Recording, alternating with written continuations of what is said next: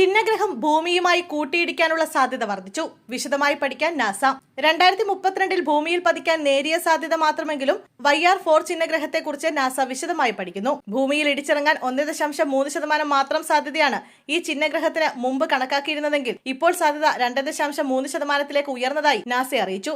2032 ഡിസംബറിൽ ഭൂമിയിൽ പതിക്കാൻ 2.3% സാധ്യതയാണ് നാസ 2024 YR4 ചിഹ്നഗ്രഹത്തിന് ഇപ്പോൾ കൽപ്പിക്കുന്നത്.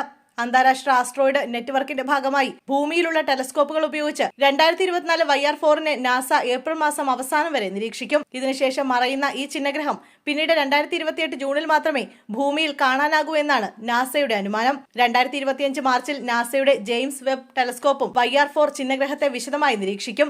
YR4ന്റെ വലിപ്പം കൃത്യമായി രേഖപ്പെടുത്തുകയാണ് JWSTയുടെ ലക്ഷ്യം. 130 മുതൽ 300 അടി വരെ വലിപ്പം ചിഹ്നഗ്രഹത്തിനുണ്ട് എന്നാണ് നിലവിലെ അനുമാനം. ചിഹ്നഗ്രഹത്തിന്റെ ഭ്രമണപാത കൃത്യമായി മനസ്സിലാക്കാൻ നാസയിലെ ജ്യോതിശാസ്ത്രജ്ഞന്മാർക്ക് കഴിയുന്നതോടെ ഭൂമിയിൽ പതിക്കാനുള്ള സാധ്യതയും വ്യക്തമാകും. ഈ ചിഹ്നഗ്രഹത്തിന്റെ ആഘാത സാധ്യത കൂടാനും കുറയാനും തുടർ പഠനങ്ങളിൽ സാധ്യതയുണ്ട്. മുമ്പ് നാസ ചെയ്തിരുന്നതുപോലെ ഇമ്പാക്ട് ഹസാർഡുകളുടെ പട്ടികയിൽ നിന്ന് 2024 YR4 ചിഹ്നഗ്രഹത്തെ ഭാവിയിൽ നീക്കം ചെയ്യുകയും നാസ ചെയ്തേക്കാം.